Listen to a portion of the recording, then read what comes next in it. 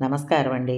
మనం ఇప్పుడు పాలువాయి భానుమతి గారు రచించిన అత్తగారు అరటికాయ పొడి అనే కథను విందామా? రేపు నిజశ్రావణంలో వచ్చే వరలక్ష్మి వ్రతం నాటికి గెలతో పాటు పిలకల్ని కూడా వేయాలి అరటి. చిట్టమ్మ అంటూ మా అత్తగారు పెరటివైపు తులసికోట వెనుకున్న ఖాళీ స్థలంలో మంచి అరటికాయలు కాచే అరటి మొక్క ఒకటి నాటారు. మడిలో ఉన్నారు గనక మడి నీళ్లే ఓ బిందెడు ఆ అరటి చెట్టుకు పోశారు, ఆయుర్ధాయం పోసినట్టు. పక్కనే పందికొక్కు తవ్విపడేసిన కరివేపాకు మొక్కను 16వసారి నాటి తిరిగి ఆ మొక్కకు మడి నీళ్లతో ప్రాణప్రదానం చేశారు. అసలు మా అత్తగారి చేతి మీదుగా ఏదైనా చెట్టు చేమ నాటితే పూత పిందె సమృద్ధిగా కలిగి చిరంజీవిగా వర్ధిల్లుతుందని మా అత్తగారి యొక్క అవ్వగారు అంటుండేదని మా అత్తగారు అంటుంటారు అప్పుడప్పుడు. కానీ మా పెరట్లో చాలా కాలంగా ఉన్న కాయలు కాయని 4 అరటి చెట్లు మా అత్తగారు నాటినవే. బహుశా వాటికి ఈ సంప్రదాయం తెలిసి ఉండదు. ఆ చెట్టు కాయలు కాయని కారణం ఏమిటని మా అత్తగారిని అడిగితే ఆమె ఒక్క చిరునవ్వు నవ్వి, అవి కాయలు కాచే జాతి అరటి కాదర్రా, ఒట్టి ఆకుల కోసమే వేశాను అని సెలవిచ్చారు. కాబోలుననుకున్నాను. కానీ మా పెరట్లో కాయలు కాయని అరటి చెట్ల యొక్క పిల్లల్ని 4 వీధుల అవతల ఉన్న తెలిసిన వాళ్ళు తీసుకెళ్లారు వాళ్ళ పెరట్లో నాటి పెంచుకోవడానికి. కొన్ని మాసాల తర్వాత ఒకరోజు వాళ్ళింటి నుండి కొన్ని నవనవలాడే మంచి అరటికాయలు పంపించారు పని మనిషి చేత. ఎక్కడివని విచారిస్తే, మీ ఇంటి నుంచి తీసుకువెళ్ళిన అరటి చెట్ల కాయలేనమ్మా అన్నదా పని మనిషి. నేను తెల్లబోయాను. పని మనిషి చెప్పింది వంటింట్లో ఉండి విన్న మా అత్తగారు కాసేపు అక్కడే పనిగా ఉండిపోయారు, ఆ పని మనిషి వెళ్ళిపోయిందాక. తర్వాత చాలాసేపటికి వంటింట్లోంచి బయటకు వచ్చారు. పని మనిషి చెప్పింది విన్నారా అన్నాను. ఆహా, విన్నాను. అదే ఆలోచిస్తున్నాను. బహుశా ఆ 4 అరటి చెట్లు మన పెరట్లో కాయలు కాయకపోవడానికి కారణం భూదేవి అన్నారు మా అత్తగారు సీరియస్గా ముఖం పెట్టి. రెండవ కారణం నీరు పారుదల చాలదు అన్నారు. ఈసారి మా అత్తగారు చెప్పిన దాని మీద నాకు నమ్మకం కలగలేదు. అసలు ఆ అరటి చెట్లు కాయలు కాయకపోవడానికి ఒక విధంగా మా అత్తగారే కారణం. తెరిపి లేకుండా తల్లులు పిల్లలతో సహా మా అత్తగారి భోజనానికి ఆకులు అందించడంతోనే సరిపోయింది ఆ అరటి చెట్ల జీవితం. కాయలు కాచే అవకాశం మా అత్తగారు ఇవ్వందే. రెక్కలు తెగిన పక్షుల్లా నిలబడ్డ ఆ అరటి స్తంభాల పాలిట మరొక రాక్షసుడు కూడా ఉన్నాడు. వాడే వీడు లాంటి మా వంటవాడు. పేరు అప్పులు. పూర్తి పేరు అప్పలాచారి. మా అత్తగారే వాడిని ముద్దుగా అప్పులు అంటారు. మేమంతా వాడిని చారి, చార్లు, చారు వగైరా తోకపేర్లతో పిలుస్తుంటాం. అప్పులు ఒట్టి ఆచారి మాత్రమే కాదు, బ్రహ్మచారి కూడా. తనను పెళ్ళాడాల్సిన మేనమామ కూతురు పెళ్ళాడనని ఖచ్చితంగా చెప్పేసిందట. చెప్పడమే కాదు, అసలు నీలాంటి ఆడంగివాడికి పెళ్ళి అనవసరం. ఏ పిల్లనో పెళ్ళాడి జీవితం నాశనం చేయక ఎక్కడో ఓ చోట వంట చేసుకుని బ్రతుకు అని మా వాడికి సలహా కూడా ఇచ్చిందట. మరి పెళ్ళి లేకుండా జీవితాంతం బ్రహ్మచారిలా ఉంటావుట్రా, ఎవరో ఒక పిల్లని చూసి పెళ్ళాడాలి కానీ అంటూ మా అత్తగారంటే, నాకెవరు పిల్లనిస్తారమ్మా, నన్నెవరూ తెలిసిన వాళ్ళ ఇళ్లలోని పిల్లలు చేసుకోరు అని కండ్లు తుడుచుకునేవాడు మా అప్పులు ఆడదానిలా. చి పిచ్చుకొంక, నీకెవరా నిక్షేపంలా ఉన్నావు, ఉండు నేను విచారిస్తాను, ఏదైనా సంబంధం ఉందేమో అంటూ మా అత్తగారే అప్పులు పెళ్లి బాధ్యత అమాంతంగా నెత్తిమీద వేసుకున్నారు ఒకరోజు. ఆనాటి నుండి అప్పులు మా అత్తగారి యొక్క భక్తుడు భృత్యుడు కూడా. ఆమె కష్టపడకుండా అన్ని పనుల్లోనూ సహాయపడుతుండేవాడు, ఒక్క వంట పనిలో తప్ప. ఆమె సంతోషిస్తుందని ప్రొద్దుటే పూజా మందిరం ముందు కూర్చుని భక్తిగా సుప్రభాతం చదివేవాడు. వంట అయ్యాక మా అత్తగారికి ఎదురుగా కూర్చుని సంగీతం పాడేవాడు. ఇంత చేసి చివరకు భోజనాల దగ్గరకు వచ్చేసరికి అరిటాకుల విషయంలో మా అత్తగారిని మోసగిస్తుండేవాడు. ప్రతిరోజు అత్తగారి కంటే ముందే వెళ్ళి ఉండే వాటిల్లో మంచి అరిటాకు కోసుకొచ్చుకుని దొంగతనంగా అటక మీద దాచేవాడు. వంట గింట ముగించుకొని తీరిగ్గా అరిటాకు కోసం కత్తి పట్టుకెళ్ళేవారు మా అత్తగారు. అంతకు ముందు రోజు ఆమె చూసిన మంచి అరిటాకు కనబడేది కాదు. వెంటనే ఆవిడ పెరట్లోంచే గర్జించేది, ఒరే అప్పులు దొంగ వెధవా, ఉన్న ఒక్క అరిటాకు కోసుకెళ్ళావుట్రా, ఇప్పుడు నాగతేమిట్రా అంటూ. కోసుకొని రాక ఏమి చేయమంటారు, మంచి ఆకులన్నీ మీరుదా కోస్తే నా గతి ఏమిదా కావాలని అప్పులు తనలో తను సణుక్కుంటూ ఉండడం ఒకసారి వంటింటి వైపు వెళ్ళిన నేను విన్నాను. అప్పులు నన్ను చూసి తెల్లబోయాడు. వెకిలి నవ్వు నవ్వుతూ మాట మార్చాడు. చూస్తిరా అమ్మా, పెద్దమ్మగారు నా మీద నిండా అబాండం వేస్తురు. ఆమె కోసం అరిటాకు కోసుకొచ్చి అడహ మీద ఉంచుంటి. నిజం మా అత్తగారికి తెలిస్తే అప్పులు డేంజర్లో పడతాడు. ఏదో సంబంధం చూసి అప్పులు పెళ్లి చేయిస్తానంటున్న మా అత్తగారి ఔదార్యానికి మధ్య అరిటాకు పేచి వస్తే అప్పులకు పెండ్లి కంటే ముందు అంపకాలు జరుగుతుంది. నేను చూసి చూడనట్లు విని విననట్లు ఊరుకున్నాను. సుమారైన అరిటాకు కోసుకొని మా అత్తగారు వంటింట్లోకి వస్తుండగానే ఎటూ దొంగతనం బయటపడ్డది కదా అని అటక మీద దాచిన అరిటాకును మీకోసం కోసి తెస్తినమ్మా అంటూ ఎంతో శ్రద్ధాభక్తులతో మా అత్తగారికి సమర్పించాడు అప్పులు. వెంటనే మా అత్తగారి ముఖం అరిటాకంత అయింది. మంచి అరిటాకు దొరికిందన్న సంతోషంలో అప్పుల మీద కోపాన్ని మర్చిపోయి కృష్ణ అంటూ ఆకు వేసుకుని భోజనానికి కూర్చున్నారు మా అత్తగారు. అలవాటు ప్రకారం మా అత్తగారు వీపు ప్రపంచం వైపు తిప్పి తను గోడవైపుకు తిరిగి ఆకు వేసుకుని భోంచేస్తున్నారు. ఆమెకెదురుగా ఉన్న గోడలో ఎవరైనా ఏ నరసింహావతారమో ఎత్తి ఆమె ఏం భోంచేస్తోందో తిలకిస్తే తప్ప మానవ మాత్రులకు ఆమె ఏం వంట చేసుకుందో తెలియనివ్వదు. పోని కమ్మని కరివేపాకు తాళింపు ఘుమఘుమలను బట్టైనా ఆమె ఆ పూట ఏం వంట చేస్తోందో పసిగట్టవచ్చు కొంతవరకు.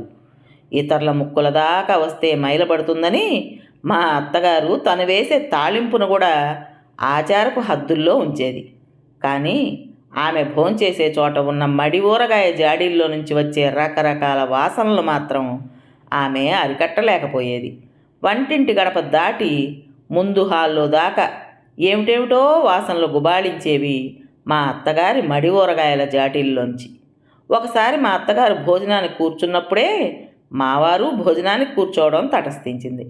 మరి ఆవిడ భోజనానికి కూర్చోబోతూ మడి ఊరగాయలుండే జాడీలు కదిలించారో ఏమో గుప్పున ఏవేవో వాసనలు మా వారి ముక్కుల దాకా దూసుకొచ్చాయి. అబ్బా, ఏమిటి వాసన? బత్తాయి పండ్లు ఏమైనా కుళ్ళిపోయాయా? కాదే, ఉండు, ఏదో వాసన. పెరటివైపు అంట్లు తోమే చోటు రోజు పని మనిషి శుభ్రం చేయడం లేదా?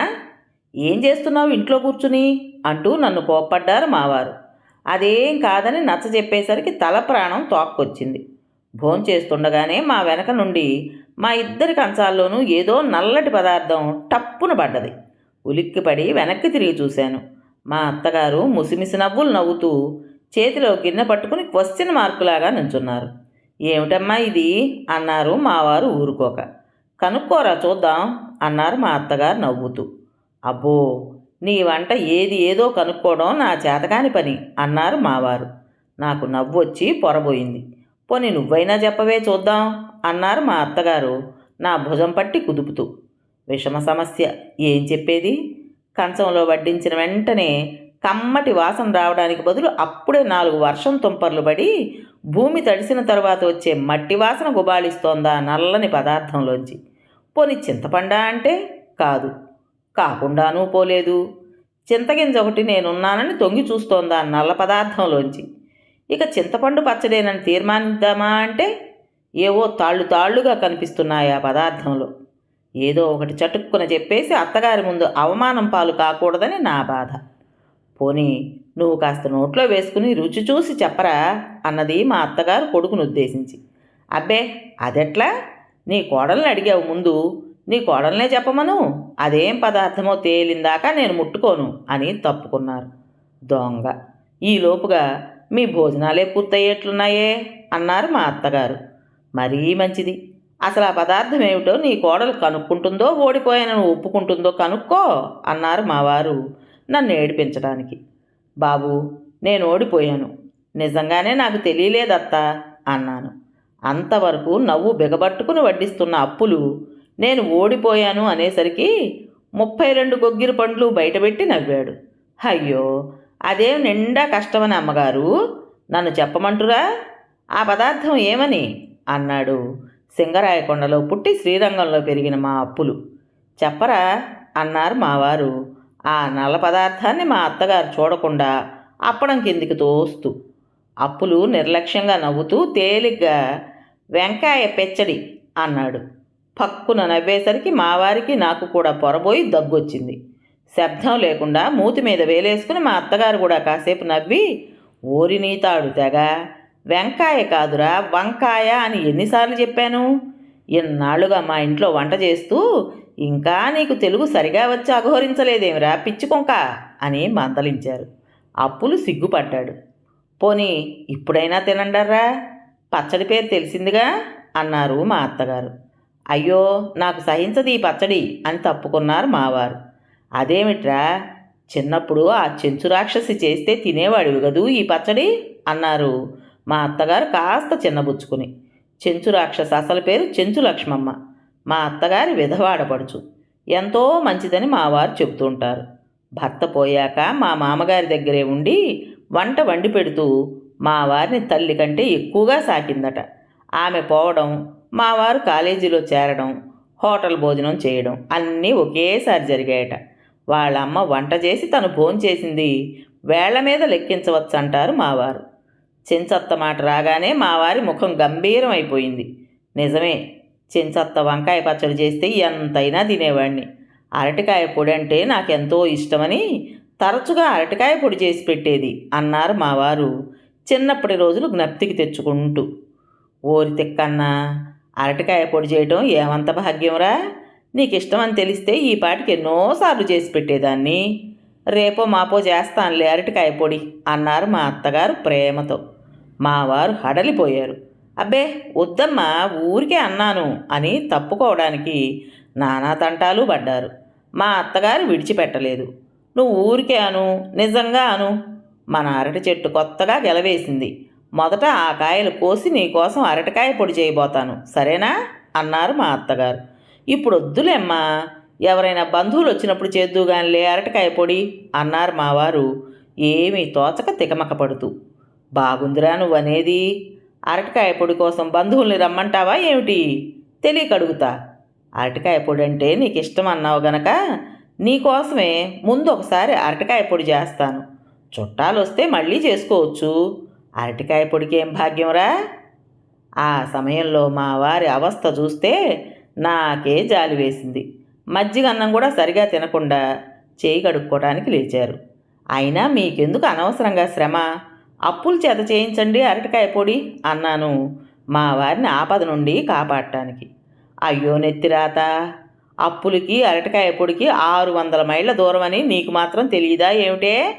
అయినా నాకేం శ్రమ గనక నా కోసం కావాలంటే పొడి చేసుకోను అంటూ పచ్చడి గిన్నె అప్పుల చేతికిచ్చి పెరటివైపు వెళ్ళారు మా అత్తగారు. చేయి గడుక్కుని మూతి తుడుచుకుంటూ వచ్చిన మా వారు నా చెవులో, త్వరగా చేయి గడుక్కునిరా, నీతో ఒక మాట చెప్పాలి అంటూ మేడ మీదకి వెళ్ళారు. చేయి గడుక్కుని అంట్ల గిన్నెలు పని మనిషికి వేయమని చెప్పి పాందాన్ని తీసుకుని పైకి వెళ్ళాను. ఏదో ఆలోచిస్తూ వాలు కుర్చీలో నడుము వాల్చి వాసాలు లెక్క పెడుతున్నారు మావారు. నన్ను చూడగానే చివాలన లేచి వచ్చి పాందాన్లోని వక్కపొడి కాస్త తీసి నోట్లో వేసుకుంటూ, చూడు, నిజంగానే రేపు మా అమ్మ అరటికాయ పొడి చేయబోతోందా అన్నారు భయపడుతూ. ఆహా, ఆమె అన్నంతా చేసి తీరుతుంది, మీరు తిన్నదాకా విడిచిపెట్టదు కూడా అన్నాను వచ్చే నవ్వు ఆపుకుంటూ. బాబోయ్, అయితే నేను రేపు ఇంటికి భోజనానికే రాను. నా స్నేహితుడు ఎవడో గృహప్రవేశం కాబోతున్నాడు. నేను ఆడింట్లో భోజనం చేస్తాను రేపు. ఆ సంగతి మా అమ్మకు చెప్పు. ముందే చెప్పక ఆమె అరటికాయ పొడి చేశాక చెప్పు. నాకు నవ్వొచ్చింది మా వారి చేదస్తానికి. ఏమీ లాభం లేదు. రేపు తప్పించుకుంటే ఎల్లుండి, ఆ తర్వాత అరటిగెల్లో కాయలున్న నాళ్ళు మీరు తప్పించుకోలేరు అన్నాను. ఆ గెల్లో ఎన్ని కాయలున్నాయేమిటి నా ప్రాణానికి అన్నారు భయపడుతూ. కనీసం 20-30. చచ్చాన్రా దేవుడా అంటూ వాలు కుర్చీలో కూలబడ్డారు. కాసేపుండి, ఐడియా, చూడు, నేను చెప్పినట్లు చేస్తావా అన్నారు లేచి కూర్చుంటూ. ఏం చేయాలి అన్నాను. మరేం లేదు, ఆ అరటిగెల కోసేసి ఎవరికైనా దానం చేసేయి, నన్ను రక్షించిన దానివవుతావు అన్నారు మా వారు బ్రతిమాలుతూ. బాబోయ్, మీ అమ్మ బ్రతికుండగానే ఆమె చూసిందంటే, ఆమె చూడకుండానే ఆ గెల కోసి నా కారు వెనక డిక్కీలో పడేయి, ప్రొద్దుటే వెళుతూ వెళుతూ మన పక్కింటి భాస్కరం గారింట్లో పడేసిపోతాను అన్నారు. పోనీ అదేదో గృహప్రవేశానికి వెళ్ళాలన్నారుగా, రేపు వాళ్ళింటికే పట్టుకెళ్ళండి అన్నాను. అది రేపు కాదులే, వచ్చే శుక్రవారం. మరి భోజనానికి వెళ్ళాలన్నారుగా రేపు? ఏ హోటళ్ళు లేవు? అయ్యో, ఏం కర్మం అండి హోటల్లో భోంచేయడానికి. పోనీ దూరంగా ఉన్న తెలిసిన వాళ్ళింటికి ఎవరింటికైనా పట్టుకెళ్ళి ఇవ్వకూడదు ఆ గెలను? ఏం, పక్కింటి వాళ్ళు ఏం పాపం చేశారు అన్నారు మావారు. పొరపాటున మీ అమ్మకు తెలిస్తే నిన్నెవరు చెప్పమన్నారు ఆమెకు? అంతగా గొడవ చేస్తే గృహప్రవేశానికే పట్టుకెళ్ళానని చెప్పు. గృహప్రవేశం ఎప్పుడో ఏమిటో ఆమె అడగొచ్చిందా ఏమిటి? ఏ సరేనా అన్నారు నా సమాధానం కోసం. అలాగే అన్నాను. చివరన మా వారు చెప్పింది నచ్చింది. కానీ చీకటితో లేచి అరటిగల కోసి కారులో పడేస్తాను. మరి మీ అమ్మ లేచే ముందే మీరు కారు తీసుకెళ్ళిపోవాలి, లేకపోతే చిక్కొస్తుంది అన్నాను 9ంటికి నిద్రలేచే మా వారికి వార్నింగ్ ఇస్తూ. ఓఎస్ అలాగే, అలారం పెట్టి 5ంటికి అన్నారు ఆవలిస్తూ. మర్నాడు తెల్లారుగట్ల అలారం మోతకు అదిరిపడి లేచాను. మా వారు మంచి గుర్రు పెట్టి నిద్రపోతున్నారు. అలారం పెట్టమన్న పెద్ద మనిషి. అరటిగెల కోసిందాకా మా వారిని లేపదలుచుకోలేదు. చప్పుడు కాకుండా మేడ దిగి వెళ్ళి పెరట్లో ఓ మూల గుడిసెలో ఉన్న తోటవాడు ఏడుకొండల్ని పిలిచాను నెమ్మదిగా. ఎవరది అంటూ గుడిసెలోంచి దూసుకొచ్చాడు ఏడుకొండలు. నన్ను చూసి కళ్ళు నులుపుకుంటూ అమ్మగారా అన్నాడు కంగారు పడుతూ. ఉస్ అరవక, చూడు కత్తి తీసుకున్నా వెంటరా అంటూ ముందుకు నడిచాను డిటెక్టివ్ నవల్లోని విలన్లాగా. ఏడుకొండలు కత్తి తెచ్చాడు. అందంగా ఉన్న ఆ అరటిగల కోయించేసేయడానికి నా మనస్సు ఎంతో బాధపడ్డది. ఆనాడు పితృవాక్య పరిపాలన కోసం పరశురాముడు తల్లిని నరికేసినట్లు భర్తృవాక్య పాలన కోసం నేను ఆ అరటిగలను కోయించక తప్పలేదు. కోయించిన గెలను కారులో పెట్టించి మళ్ళీ చప్పుడు కాకుండా మేడ మీదకి వెళ్ళాను. మా వారు బ్రహ్మాండంగా గురకలెడుతున్నారు. ఇంకా నేనే ఒక అలారం కాక తప్పలేదు. ఉలిక్కి పళ్ళేచారు. లేవండి త్వరగా, ఆ అరటిగల కోసేశాను. ఎందుకు అన్నారు నిద్రమత్తులు. ఎందుకేమిటి, మీరేగా కోయించమన్నారు. త్వరగా లేచి తీసుకెళ్ళి పక్కింటి వాళ్ళకిచ్చిరండి, కారులో పెట్టాను గెల. అబ్బా, నీవే తీసుకెళ్ళివ్వు, నన్ను డిస్టర్బ్ చేయక, నిద్ర వస్తోంది అని అటు తిరిగి పడుకున్నారు. చచ్చాన్రా భగవంతుడా, కథ అడ్డం తిరిగింది. చూడండి మిమ్మల్నే, మీ అమ్మ లేచే టైం అయింది. మీరు ఏమాత్రం బద్దకించినా మీ అమ్మ చేయబోయే అరటికాయ పొడి తినాల్సి ఉంటుంది. ఈ రోజు నుండి వరుసగా గెలలో కాయలైపోయిందాకా. బాబోయ్, ఇదిగో లేచాను అంటూ మా వారు తేలు కుట్టినట్లు తుళ్ళిపడి లేచారు. అప్పటికి కానీ మా వారి నిద్రమత్తు వదలలేదు. పెరటివైపు తలుపు తీసిన చప్పుడైంది. నా గుండెల్లో రైళ్లు పరిగెత్తడం మొదలెట్టాయి. మా అత్తగారు లేచారు. పెరటివైపు వెళుతూనే అరటిగల కనిపించకపోతే ఏడుకొండల్ని కేకేసి అడుగుతుంది. వాడు చెప్తాడు, నన్ను పిలుస్తుంది. ఏమండోయ్, త్వరగా కారు తీసుకెళ్ళండి, మీ అమ్మ లేచారు అన్నాను కంగారు పడుతూ. అయ్యయ్యో, ఇదిగో వచ్చేశాను అంటూ ముఖం గడుక్కుని చొక్కా వేసుకుని గబగబా మెట్లు దిగి కిందికెళ్ళారు. బెడ్ కాఫీ తీసుకుని అప్పులు ఎదురయ్యాడు. చిచి, వెధవ శకునం పోయిందిరా, రోజంతా ఖరాబు నీ శకునంతో అంటూ 4 అడుగులు వెనక్కొచ్చి తిరిగి మెట్లు దిగి కారు తీసుకుని గేటు బయటకు వెళ్ళిపోయారు మావారు. ఉన్నట్లుండి మా అత్తగారి కేకలు మేడ మీదకు వినిపించాయి. చచ్చాను, ఇక నన్ను పిలుస్తుంది. పిలుస్తుందేమిటి, పిలిచింది. వస్తున్నానత్త అంటూ బళ్ళోకి వెళ్ళినట్లు పెరటివైపు ఉన్న మా అత్తగారి దగ్గరికి వెళ్ళాను. అది కాదే, అరటిగెల అంత తెల్లారగట్ల కోయించాల్సిన అవసరం ఏమొచ్చింది? కారులో పెట్టించావట్నే, ఎందుకు?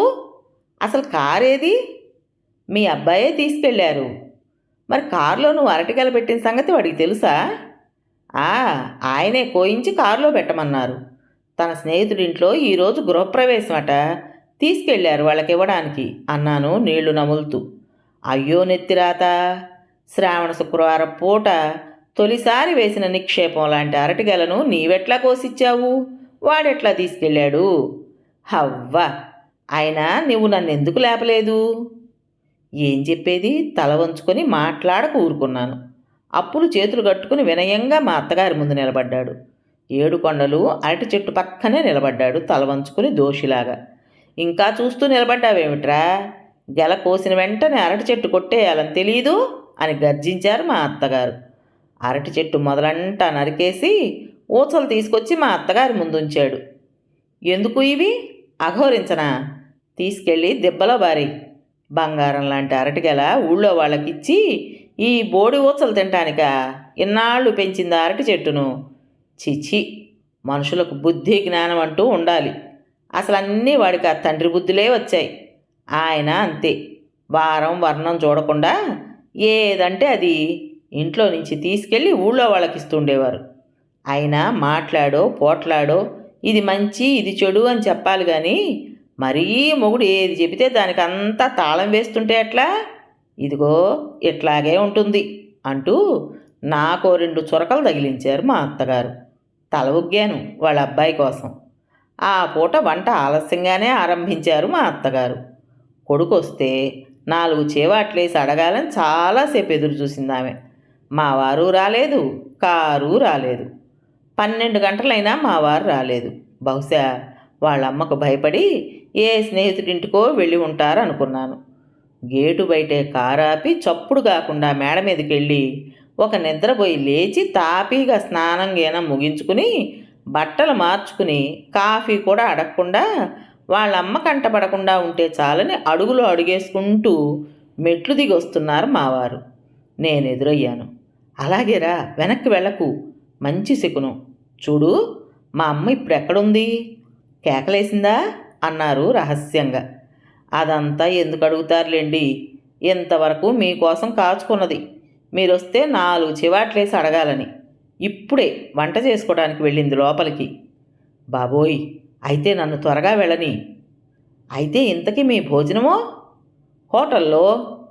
అయ్యో, ఏం గ్రహచారం అండి, అరటికాయలు లేవుగా, ఈ పూట ఇంట్లో భోంచేయండి అన్నాను బ్రతిమాలుతూ. అబ్బా, చెప్తే వినవు కదా. అసలే మా అమ్మ కోపంగా ఉంటుంది ఈరోజు. ఆమె వెయ్యబోయే ప్రశ్నలన్నిటికీ అబద్ధాలు చెప్తూ కూర్చోవాలి. నా చేత కాదు. మా అమ్మ అడిగితే ఉందిగా గృహప్రవేశం, అక్కడికి వెళ్ళానని చెప్పు. నాకు ఇదే పని. నేనేనా తీరిగ్గా మీకోసం అబద్ధాలాడటానికి కూర్చున్నాను? మీ అమ్మ చేత చీవాట్లు సూటిపోటీ మాటలు నేను తినలేను. అంతకన్నా అరటికాయ పొడైనా తినొచ్చు.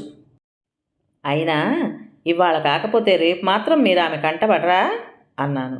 రేపటికి ఆమె కోపం చల్లారిపోతుందిలే అంటూ మెట్లు దిగి హాల్లోకి వెళ్ళారో లేదో సాక్షాత్ తిరుపతి వెంకటేశ్వర స్వామిలాగా పట్టెనామాలతోనూ చేతిలో సంచితోనూ ప్రత్యక్షమైనారు మా బావగారు.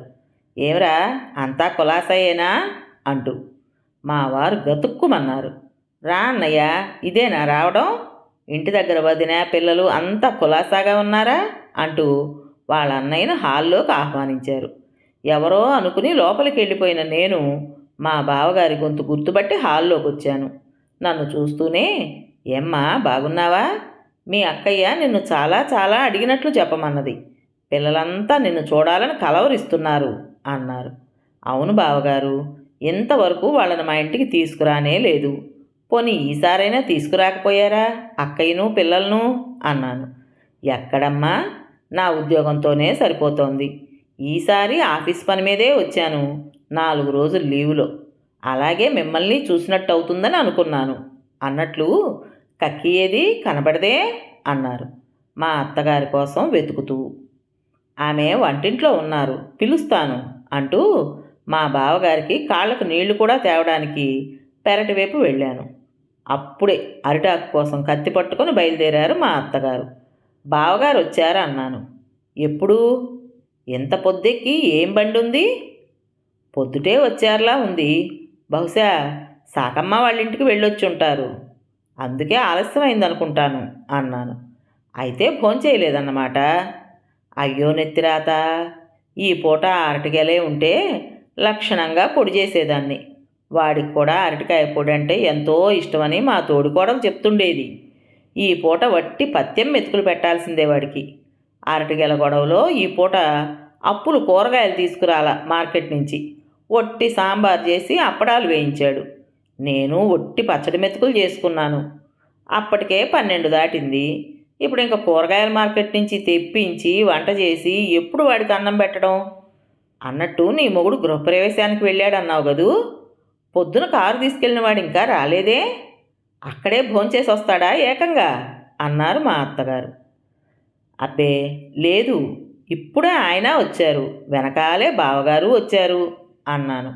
అయ్యో నెత్తిరాత, ఈ పూటే ఇంట్లో కూరగాయలు లేకుండా పోవాలా? సరే, నువ్వు వెళ్ళి సింహుడికి కాళ్ళకు నీళ్ళిచ్చిరా, నేనేదో తంటాలు పడతాను అంటూ పెరటివైపు వెళ్ళారు మా అత్తగారు. బ్రతికాం అనుకుని మా బావగారి కాళ్లకు నీళ్లు తీసుకెళ్ళాను. కక్కి భోంచేస్తోందా అన్నారు మా బావగారు. లేదండి, మీరు భోంచేశాకే చేస్తుందట అన్నాను.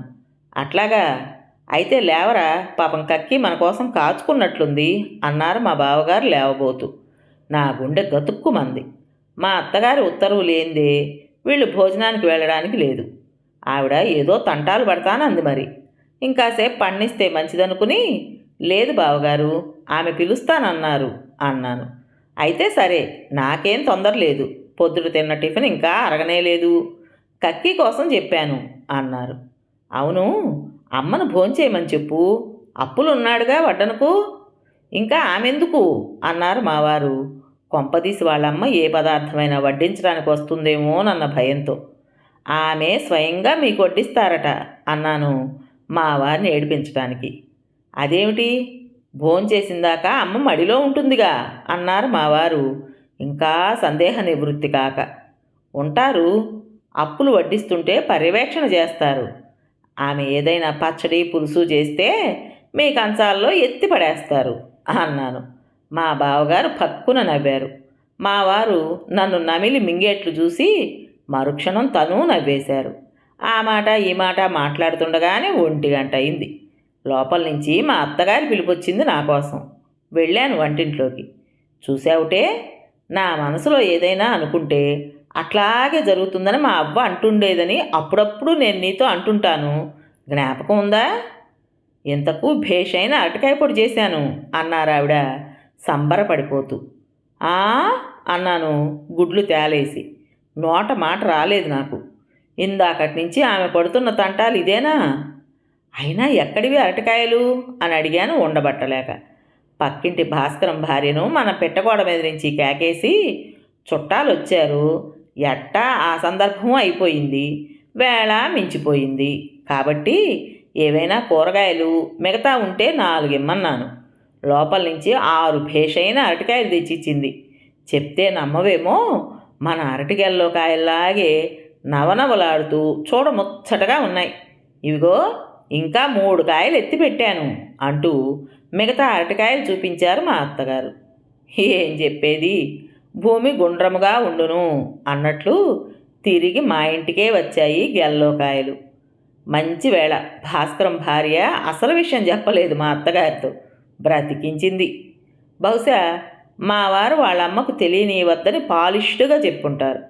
ఆయన దేని నుండి తప్పించుకోవాలని తంటాలు పడ్డారో ఆ అరటికాయ పొడి విశ్వరూపం ధరించింది. నేను దిగులుగా నిలబడి ఉండడం చూసిన మా అత్తగారు హుషారుగా, ఏమిటే అట్టా దిగులు పడి నిలబడ్డావు, మన అరటికాయల పోతే పోయింది, పక్కింటి వాళ్ళ పుణ్యమా అంటూ మంచి అరటికాయలు దొరికాయి సమయానికి. నీ మొగుణ్ణి సింహుణ్ణి భోజనానికి రమ్మను. ఒరే అప్పులు, వాళ్ళిద్దరికీ వడ్డించరా అన్నారు. అరటికాయ పొడి మా అత్తగారు చేశారన్న విషయం తెలిస్తే మా వారు అసలు భోజనానికి కూర్చోరేమో. మళ్ళీ నాకు విషమ సమస్య అయింది. హాల్లోకి వెళ్ళాను. అత్త భోజనానికి పిలుస్తోంది అన్నాను నెమ్మదిగా. మేమెప్పుడో రెడీ, లేవరా అంటూ పైన తువ్వాలు వేసుకుని మా బావగారు లేచారు. మా వారు నన్ను చూసి, వాళ్ళమ్మ ఎక్కడుంది, అరటికాయల సంగతి మళ్ళీ ఏమైనా గొడవ చేస్తుందా, ఏమైనా వడ్డించబోతోందా, ఏ మూడ్లో ఉంది, కోపంగా ఉందా ఇత్యాది ప్రశ్నలన్నీ భరతనాట్య భంగిమలతో సైలెంట్గా అభినయించారు. అన్నిటికీ చిరునవ్వు నవ్వి ఊరుకున్నాను. ఏం చెప్పినా చిక్కే. భోజనానికి కూర్చున్నారు అన్నదమ్ములిద్దరూ. ఏమిరా సింహం, ఎన్నాళ్ళకు వచ్చావు, మమ్మల్ని అంతా మర్చిపోయినట్లున్నావే అంటూ చేతిలో అరటికాయ పొడిగిన్ని ధరించి రంగంలో ప్రవేశించారు మా అత్తగారు. ఎక్కడ అరటికాయల సంగతి వస్తుందోననే భయంతో తల వంచుకుని కూర్చున్నారు మావారు. ఎక్కడ కక్కి, పిల్లలతోనూ నా ఉద్యోగంతోనూ సరిగ్గా ఉంది. పెద్ద పిల్ల పెళ్ళిడికొచ్చింది, రెండో వాడికి టైఫాయిడ్ వచ్చి ఇప్పుడే లేచి తిరుగుతున్నాడు. చంటిదానికి ఎప్పుడు ఏదో జబ్బు, నీకు తెలియందేముంది, ఇల్లు కదలడానికి అవకాశమేది అన్నారు బావగారు. మరి సంసారం అన్న తర్వాత ఉండగుట్రా, నీవంటే మీ అబ్బకు ఒక్కడివే కొడుకు గనక రాజులాగా పెరిగావు. మరి నలుగురు పిల్లలు జల్లలు అన్న తర్వాత మాటలా? ఏదో సామెత చెప్పినట్టు. ఒరే అప్పులు, అన్నం వడ్డించరా వాళ్ళిద్దరికీ అని ఆజ్ఞాపించారు మా అత్తగారు. మా వారు ఇంకా వాళ్ళ అమ్మ చేతుల్లో గిన్నె చూడలేదు. అప్పులు అన్నం వడ్డించిన వెంటనే వార్నింగ్ లేకుండా మా అత్తగారు అరటికాయ పొడి వడ్డించేశారు. మా వారు గతుక్కుమన్నారు. కానీ ఆమె ఏం వడ్డించిందో పసిగట్టలేకపోయారు. మా అత్తగారి వంటలో అదొక విశేషం. వడ్డించిన వెంటనే ఫలానా అని కనుక్కోవడం బ్రహ్మతరం కాదు. ఇదేమిటి కక్కి అన్నారు మా బావగారు పొడిని పరీక్షిస్తూ. అయ్యో తిక్కన్నా, ఏమిటని అడుగుతావేమిట్రా? అరటికాయ పొడిరా. మా వారు తుళ్ళిపడ్డారు. నా వైపు కోపంగా చూశారు. నేను తలుపు వెనక్కు తప్పుకున్నాను. నీకు వాడికి ఇష్టమనే చేశారా అరటికాయ పొడి? ఏమిటో వేళ మించిపోయిందని ఆదరాబాదరా చేశాను. ఎట్లా ఉందో ఏమో అంటూ వంటింట్లోకి వెళ్ళారు మా అత్తగారు. అదేమిటి కక్కి, మా కోసం ఈ వేళప్పుడు నువ్వు భోజనం కూడా చేయకుండా ఈ మాత్రం చేసిందే ఎక్కువ. ఇంకా ఎట్లా ఉంటామేమిటి? నువ్వు చేస్తే బాగుండకుండా ఉంటుందా అంటూ మా బావగారు అరటికాయ పొడి కాస్త నోట్లో వేసుకున్నారు. తక్షణం గరగరా గరగరా అనే శబ్దం బయలుదేరింది మా బావగారి నోట్లోంచి. ఏమిటన్నయ్యా అన్నారు కంగారు పడుతూ మావారు. అబ్బే ఏమీ లేదురా, ఈ అరటికాయ పొడి ఉంది చూసావు, కాస్త జాగ్రత్తగా చేయాలి. ఏమాత్రం అజాగ్రత్తగా చేసినా కష్టం అంటూ గ్లాసు నీళ్లు నోట్లో పోసుకుని గరగర శబ్దాన్ని గలగరించి మింగారు మా బావగారు. ఇదిగో ఈ పొడి బాగా కుదిరిందిరా, వేడివేడిగా కూడా ఉంది, కాస్త తిని చూడండి అంటూ మా అత్తగారు వంటింట్లోంచి మరి కాస్త అరటికాయ పొడి తీసుకొచ్చి వద్దంటున్నా వినకుండా బలవంతంగా వడ్డించింది. అంతవరకు మా వారు తాకనే లేదు అరటికాయ పొడి. ఎంతో ఆప్యాయంగా మా అత్తగారు రెండోసారి వడ్డించిన అరటికాయ పొడిని విధిలేక భయపడుతూ కాస్త నోట్లో వేసుకున్నారు మా బావగారు. అన్నగారు ఏమైనా అనుకుంటారనో ఏమో, మావారు ధైర్యం చేసి కాస్త పొడి నోట్లో వేసుకున్నారు. ఈసారి కరకరా కరకరా శబ్దాలు బయలుదేరాయి. ఒక్క క్షణం నోరు మూసుకుని అన్నదమ్ములిద్దరూ ఒకరి ముఖాలు ఒకరు చూసుకున్నారు. ఆ శబ్దాలు ఎక్కడి నుంచి వస్తున్నాయా అని. వాళ్ళిద్దరి నోట్లో నుంచే వస్తున్నాయని గ్రహించిన వెంటనే గబుక్కున చెరో గ్లాసు నీళ్లు నోట్లో పోసుకుని ఆ కరకరా శబ్దాన్ని మింగేశారు. మా అత్తగారు మూతి మీద వేలేసుకుని వాళ్ళిద్దరిని ఆశ్చర్యంగా చూస్తూ, ఇదేమిట్రా, అరటికాయ పొడి తినటానికి ఇంత అవస్థపడుతున్నారు అన్నది. అబ్బే లేదు కక్కి, అరటికాయ పొడి తినటానికి అవస్థ ఏముంది అన్నారు మా బావగారు గ్లాస్ కింద పెడుతూ. మరేమైనా రాళ్ళు రప్పలున్నాయా? అబ్బే అవి ఉంటే దొరికిపోతాయి. సాధారణంగా వేపుడుతో కలిసిపోయేవి బొగ్గులు, తాళింపులో కలిసిపోయే వాటిల్లో ఆవాల్లోని ఇసక. ఇవి రెండు కాస్త జాగ్రత్తగా చూడకపోతే చిక్కు అంతే అన్నారు బావగారు. ఏమోరా, అన్నీ సరిగానే చూసి వేశానే. నేను కూడా కాస్త నోట్లో వేసుకుని రుచి చూశాను. మరి నువ్వనే ఇసక బొగ్గులు నా నోటికి తగల్లేదే అన్నారు మా అత్తగారు. దానికి కారణం ఉంది కక్కి. మాకు పండ్లు ఉన్నాయి గనక నమిలాము, నీకు పండ్లు లేవు గనక మింగేసి ఉంటావు. అందుకే నీకు తెలియలేదు. అరటికాయ పొడిలో అరటికాయ కాక ఇంకేమేమి ఉన్నాయో అన్నారు మా బావగారు మా వారితో పాటు మజ్జిగన్నం కలుపుకుంటూ. తలుపు వెనకున్న నేను నవ్వు ఆపుకోలేక తంటాలు పడ్డాను. అయ్యో నెత్తిరాత, ఇంతకు ఇద్దరూ తినలేదేమిట్రా అరటికాయ పొడి అంటూ దవడలు నొక్కుకున్నారు ఆశ్చర్యంగా మా అత్తగారు. అదేమిటి కక్కి, గంగగోవు పాలు గరిటెడైనను చాలు అన్నట్లు ప్రేమతో వడ్డించింది ఏ కాస్త తిన్నా తిన్నట్లే అన్నారు మా బావగారు. కక్కి మనస్సు కష్టపడటం ఇష్టం లేక. పోనీ రేపు మళ్ళీ చేసి పెడతానులేరా అరటికాయ పొడి, అన్నీ జాగ్రత్తగా చూసి అన్నారు మా అత్తగారు. అబ్బే ఎందుకు కక్కి, ఈ సాయంత్రం బండికి వెళ్ళిపోతున్నాను అన్నారు చేయి గడుక్కోవడానికి లేస్తూ. అదేమిట్రా, ఇంత తొందరగానా వెళ్తావు అన్నారు మా అత్తగారు ఆశ్చర్యంగా. అవును కక్కి, అర్జెంటు పనులున్నాయి, ఏమీ అనుకోవద్దురా అన్నారు మా వారి వైపు తిరిగి. అబ్బే నీ పనులు ఆపుకొని ఉండమంటానా? తీరుబడి చూసుకుని మళ్ళీ వద్దుగానిలే అన్నయ్య అన్నారు మావారు. మళ్ళీ అన్నగారి కోసం వాళ్ళమ్మ చేసే అరటికాయ పొడి తినాల్సి వస్తుందన్న హడలతో. అయినా 4 రోజులు ఉంటానన్న మా బావగారికి అర్జెంటు పనులన్నీ అనుకోకుండా రావడానికి కారణం మా అత్తగారా, అరటికాయ పొడా? కథ పేరు అత్తగారు అరటికాయ పొడి. రచించిన వారు పాలువాయి భానుమతి గారు. విన్నారు కదండి. మరి ఈ కథ మీకు నచ్చిందా? నచ్చినట్టయితే లైక్ చేసి మరో నలుగురికి షేర్ చేయండి. అలాగే ఈ కథ పైన మీ విలువైన అభిప్రాయాన్ని కామెంట్ బాక్స్లో తప్పకుండా తెలియజేస్తారు కదా. మరి ఇంత మంచి కథను మనకు అందించిన రైటర్ గారికి మనస్ఫూర్తిగా మనందరి తరపున ధన్యవాదాలు తెలియజేసుకుంటూ, కొత్త వాళ్ళు కనుక మన ఛానల్ చూస్తున్నట్టయితే తప్పకుండా సబ్స్క్రైబ్ చేసుకోండి. రేపు మరో మంచి కథతో మీ ముందుకు వస్తాను. అప్పటి వరకు ఉంటానండి.